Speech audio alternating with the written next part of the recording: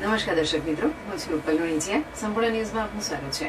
ડીસા શહેરમાં ગૌરક્ષક ઉપર થયેલા હુમલા અને હિન્દુ યુવા સંગઠનના હોદ્દેદારોને મળેલી કથિત ધમકીના મામલે હિન્દુ યુવા સંગઠન બનાસકાંઠા દ્વારા ડીસા ડીવાયએસપી કચેરીએ આવેદનપત્ર આપી કડક કાર્યવાહી કરવાની માંગ કરવામાં આવી હતી. આવેદનપત્રમાં જણાવ્યા મુજબ ડીસા શહેરમાં ગૌરક્ષક ગણેશભાઈ ગોસ્વામી અને પ્રકાશસિંહ ઠાકોર પર હુમલો કરવામાં આવ્યો હોવાના આક્ષેપો કરવામાં આવ્યા છે.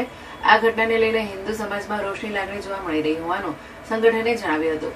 સંગઠન દ્વારા વધુમાં આક્ષેપ કરવામાં આવ્યો હતો કે તેના જિલ્લા અધ્યક્ષ મનોજસિંહ ઠાકોર અને રાહુલભાઈને ઓડિયો ક્લિપ મારફતે જાનથી મારી નાખવાની ધમકી આપવામાં આવી છે. આ મામલે જવાબદાર તત્વો સામે તાત્કાલિક અને કડક પોલીસ કાર્યવાહી કરવાની માંગ ઉઠાવવામાં આવી હતી.